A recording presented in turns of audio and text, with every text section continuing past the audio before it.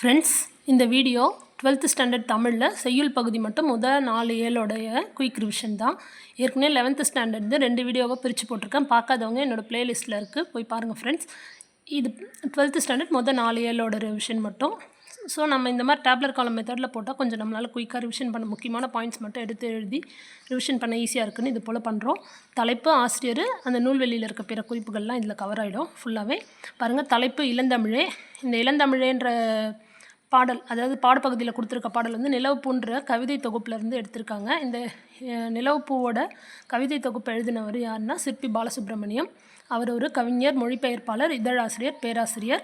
பல்கலைக்கழகத்தில், பாரதியார் பல்கலைக்கழகத்தில் தமிழ்துறை தலைவராக பணியாற்றியிருக்காரு. இவரோட கவிதைகள் வந்து எந்தெந்த மொழிகளில் மொழிபெயர்க்கப்பட்டிருக்குன்னா ஆங்கிலம், கன்னடம், மலையாளம், மராத்தி, ஹிந்தி, இந்த மொழிகள் எல்லாம் மொழிபெயர்க்கப்பட்டிருக்கு. சாகித்ய அகாடமியின் செயற்குழு உறுப்பினராக இருந்திருக்கார் இவர், சிற்பி பாலசுப்ரமணியம். அப்புறம் பாருங்கள், பிற குறிப்புகள் என்னென்னா மொழிபெயர்ப்புக்காகவும் ஒரு கிராமத்து நதின்ற கவிதை நூலுக்காகவும் 2 தடவை சாகித்ய அகாடமி விருது வாங்கியிருக்காரு. சிற்பி பாலசுப்ரமணியம் மட்டும்தான் 2 டைம்ஸ் வாங்கியிருப்பார் சாகித்ய அகாடமி விருது. ஒரு மொழிபெயர்ப்புக்காகவும் அந்த ஒரு கிராமத்து நதின்ற கவிதை நூலுக்காகவும். அவரோட பிற கவிதை நூல்கள் எதுனா அதை நம்ம பார்த்துட்டோம்ல, ஒரு கிராமத்து நதி, பூஜ்யங்களின் சங்கிலி, சர்ப்பயாகம், சூரிய நிழல், ஒளிப்பறவை, இதெல்லாம் தான் அவரோட கவிதை நூல்கள். இந்த கவிதை நூல்களை நம்ம ஒரு மாதிரி லிங்க் பண்ணி ஞாபகம் வச்சுப்போம் இல்லையா, அது மாதிரி ஞாபகம் வச்சுக்கலாம். ஒரு கிராமத்து நதி, அந்த நதியில் சங்கிலி கிடக்குது, அந்த சங்கிலிக்கு நமக்கு கிடைக்கணும்னா யாகம் பண்ணணும். யாகம் எங்கே பண்ணுவாங்க? சூரியனை வேண்டி நிழலில் பண்ணுவாங்க. நிழல் இருக்கிற இடத்துக்கு பறவையெல்லாம் பறந்து வரும்.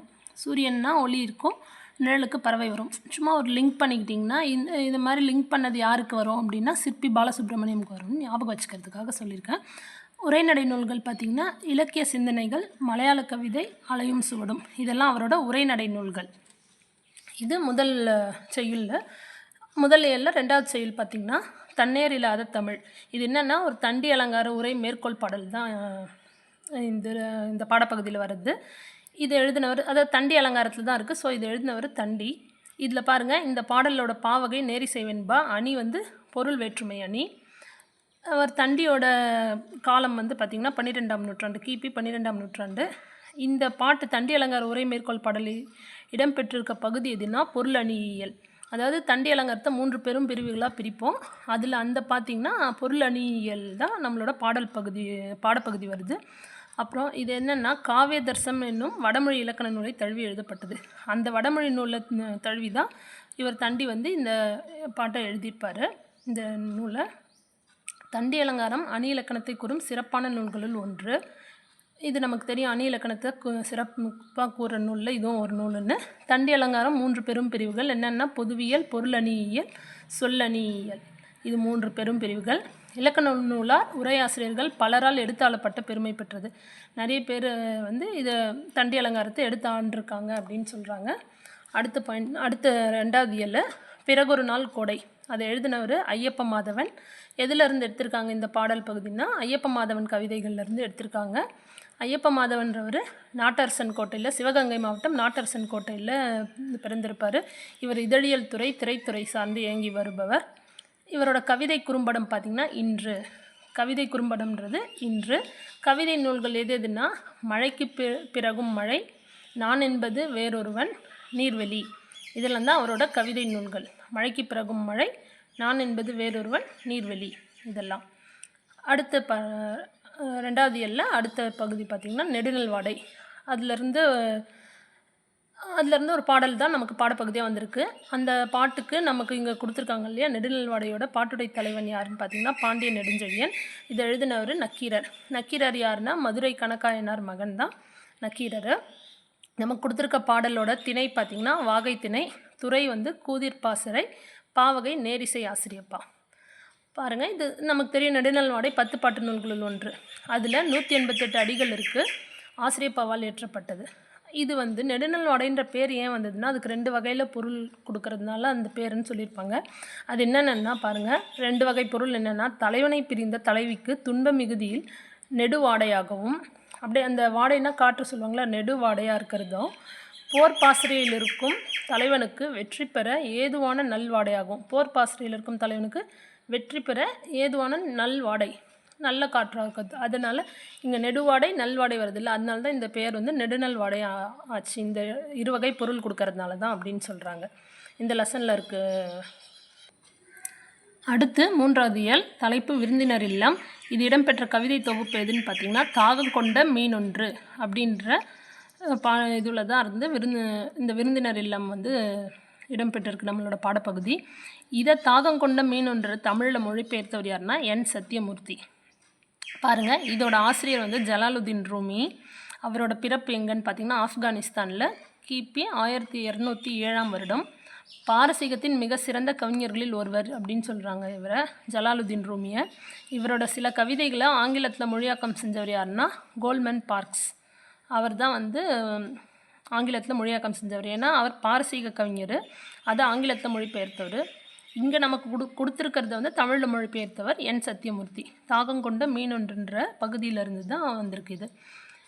பாருங்கள், இவரது சூஃபி தத்துவ படைப்பு என்னென்னா மஸ்னவின்றது தான் இவரோட சூஃபி தத்துவ படைப்பு. அதில் 25,600 பாடல்கள் இருக்குது அப்படின்னு சொல்லியிருக்காங்க. மஸ்னவின்னா ஆழமான ஆன்மீக கருத்துக்கள் நிரம்பிய இசை கவிதைகளின் தொகுப்பு தான் மஸ்னவின்ற வார்த்தைக்கு அர்த்தம். ஆழமான ஆன்மீக கருத்துக்கள் நிரம்பிய இசை கவிதைகளின் தொகுப்பு. இவரோட புகழ்பெற்ற மற்றொரு நூல் என்னன்னு பார்த்தீங்கன்னா திவான் இ ஷம்ஸ் இ தப்ரீசி அப்படின்றது தான் இவரோட புகழ்பெற்ற நூல். இப்போ நீங்கள் பார்த்தீங்கன்னா இந்த பேரே நமக்கு கொஞ்சம் டிஃப்ரெண்ட்டாக இருக்குது இல்லையா? இந்த மாதிரி இது மஸ்னவின்ற வார்த்தையும் புதுசு. ஸோ ஜலாலுதீன் ரூமி கூட இவரெல்லாம் நீங்கள் அப்படியே லிங்க் பண்ணி ஞாபகம் வச்சுக்கலாம். பாரசீகத்தோட கவிஞர் இவர். ஏன்னா நம்மளோட தமிழ் கவிஞராக இருந்தால் இந்த பேர் இப்படி இருக்காது. ஸோ அதனால் இதெல்லாம் வந்துச்சுனாலே நீங்கள் ஈஸியாக ஜலாலுதீன் ரூமின்னு எடுத்துடலாம் ஆப்ஷன்லேருந்து. ஓகேவா? அடுத்து கம்பராமாயணம். கம்பராமாயணத்தில் பாருங்கள் ஃப்ரெண்ட்ஸ், இல்லை நான் இன்னும் கொஞ்சம் எக்ஸ்ட்ரா டீட்டெயில்ஸ்லாம் எழுதியிருக்கேன். கம்பராமாயணத்தில் சும்மா இது 2-3 தான் கொடுத்துருந்தாங்க, சிலதெல்லாம் கொடுக்கல. சரி, இது யூஸ்ஃபுல்லாக இருக்கும், கம்பர் வந்து கொஞ்சம் முக்கியம் நமக்கு தெரிஞ்சுக்கணுன்றதுனால எக்ஸ்ட்ரா இருக்கிறது எழுதியிருக்கேன். கம்பராமாயணத்தில் இருக்க 6 காண்டங்கள் பேர் பாலகாண்டம், அயோத்திய காண்டம், ஆரண்ய காண்டம், கிட்கிந்தா காண்டம், சுந்தரகாண்டம், யுத்த காண்டம். இதை கம்பராமாயணம் எழுதினவர் கம்பர். அவர் 12ஆம் நூற்றாண்டை சேர்ந்தவர். அவர் வச்ச பெயர் வந்து பார்த்திங்கன்னா ராமாயணத்துக்கு ராமாவதாரம்ன்றது தான் அவர் வச்ச பெயர். கம்பர் பிறந்த ஊர் எதுன்னு பார்த்திங்கன்னா திருவழுந்தூர். இப்போ வந்து அந்த ஊர் வந்து தேரெழுந்தூர்னு இருக்குது, மயிலாடுதுறை மாவட்டத்தில் இருக்குது. இப்போ அந்த ஊரோட பேர் தேரெழுந்தூர். கம்பனது கவிநலத்தின் காரணமாக இது கம்பராமாயணம் என்று அழைக்கப்படுகிறது. இது புக்கில் கொடுத்துருக்காங்க. அதாவது அவர் வச்ச பேர் ராமாவதாரம் இருந்தாலும் அது வந்து அவரோட கவிநலத்தோட காரணமாக கம்பராமாயணம்னு அழைக்கப்படுது.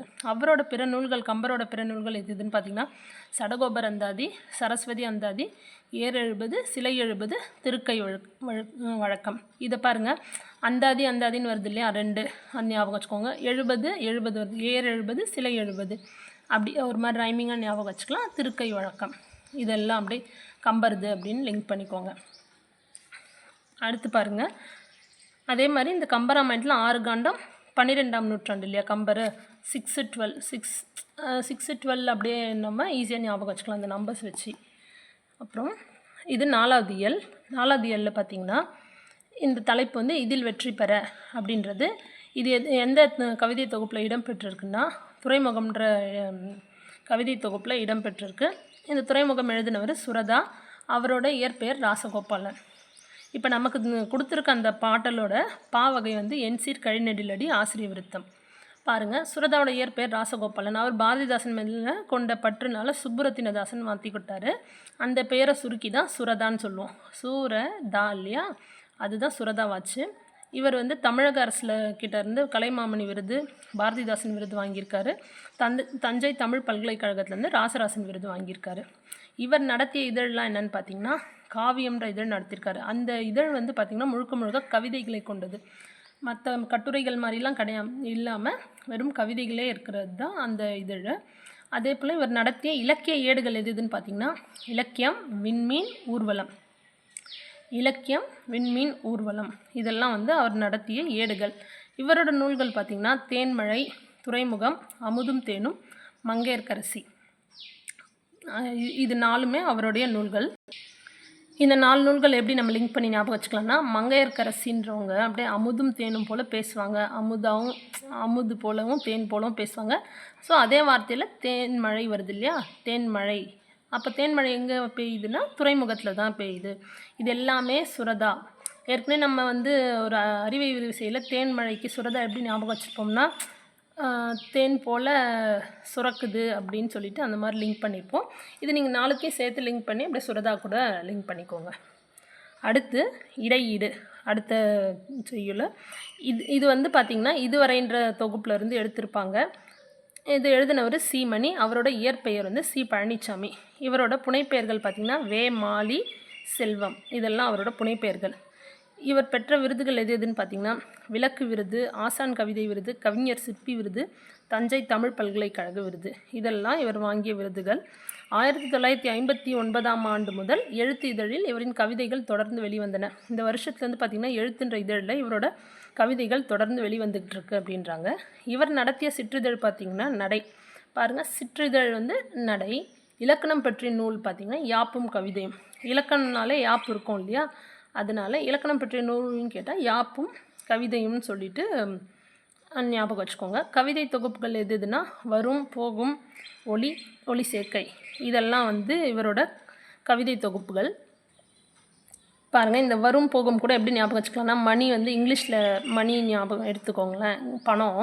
பணம்ன்றது வரும் போகும் அப்படி ஞாபகம் வச்சுக்கோங்க. ஸோ பணம்ன்றது வரும் போகும். அப்போ பணம்ன்றதுக்காக மணி அப்படி நான் லிங்க் பண்ணுறேன். வரும் போகும்னு வச்சுக்கோங்க. ஒளி சேர்க்கை, ஒளியும் வரும் போகும். ஸோ இதெல்லாம் அவரோட கவிதை தொகுப்புகள் அப்படின்னு லிங்க் பண்ணிக்கோங்க. தாவோ தே சிங் எனும் சீன மெய்யியல் நூலை தமிழில் மொழிபெயர்த்துள்ளார். இந்த சீன மெய்யியல் நூலை இவர் மொழிபெயர்த்திருக்கார் தமிழில். இது வந்து நமக்கு லோயர் கிளாஸ்லேயே வந்திருக்கு இந்த பாடல். இதிலேருந்து ஒரு பாட்டு வந்திருக்கும். புது கவிதையில் அங்கதத்தை மிகுதியாக பயன்படுத்தியவர் இவர். பாருங்கள், அங்கதம்னா என்னென்னா எதிர்முரணாக நகைச்சுவையாக ஒரு விஷயத்தை எழுதுவது. அதாவது ஒரு விஷயத்தை டைரெக்டாக சொல்லாமல் அதை கொஞ்சம் இன்டைரக்டாக சொல்லுவாங்க. அதை வந்து ஒரு நகைச்சுவையாக சொல்லுவாங்க. அதை மாதிரி சொல்கிறது தான் அங்கதம்னுவாங்க. அதை வந்து புது கவிதையில் அதிகமாக யூஸ் பண்ணியிருப்பவர் இவர் அப்படின்றாங்க. இருத்தலின் வெறுமையை சிரிப்பும் கசப்புமாக சொன்னவர். ஒரு வெறுமையாக இருக்கிற இருத்தலோட வெறுமையை வந்து சிரிப்பும் கசப்புமாக சொன்னவர் அப்படின்னு சொல்லிட்டு சொல்கிறாங்க இவரை. அடுத்து இந்த 4வது வேலை கடைசியாக இருக்கிறது தலைப்பு புறநானூறு. வாயிலோயே அப்படின்ற பாடல் வந்திருக்கு. இந்த பாடல் வந்து திணை பாடான் திணை, பாவகை நேரிசை ஆசிரியப்பா, துறை பார்த்திங்கன்னா பரிசில் துறை. இந்த பாடல் எழுதினவங்க ஔவையார். சிற்றரசனான அதியமான் நெடுமான் அஞ்சி பரிசில் தராமல் காலம் நீட்டித்த போது ஔவையார் பாடிய பாடல் தான் இப்போ நமக்கு பாடப்பகுதியாக வந்திருக்க பாடல். புறநானூறு 8 தொகை நூல்கள் ஒன்று நமக்கு தெரியும். புறப்பொருள் பற்றியதுன்னு தெரியும். புறப்பாடல்னு அதுக்கு பேர் இருக்குது. அதெல்லாமும் ஏற்கனவே நம்ம செய்யுளில் படிச்சிருக்கோம். பாருங்கள், இவங்க ஔவையாரை பற்றி என்ன கொடுத்துருக்காங்கன்னா அதியமானிடம் நட்பு பாராட்டிய ஔவை, அவருக்காக தூது சென்றவர், அரசவை புலவராக இருந்தவர் இந்த ஔவையார். இவங்க பாடிய பாடல்கள்னு கொடுத்துருக்க கணக்கு என்னென்னா அகநானூரில் 4, குறுந்தொகையில் 15, நற்றிணையில் 7, புறநானூரில் 33 பாடல்கள். மொத்தம் இவங்க பாடிய பாடல்கள் நமக்கு கிடைச்சது பார்த்திங்கன்னா 59 பாடல்கள் அப்படின்னு கொடுத்துருக்காங்க. இதோட 4 லெசனோட செய்யுள் முடியுது ஃப்ரெண்ட்ஸ். மீதி இருக்கிறதுக்கு நெக்ஸ்ட் வீடியோ போடுறேன். இது எந்தளவுக்கு யூஸ்ஃபுல்லாக இருக்குதுன்னு உங்களோட கமெண்ட் போடுங்க. லைக் பண்ணுங்கள், ஷேர் பண்ணுங்கள், சப்ஸ்கிரைப் பண்ணுங்கள். தேங்க்யூ.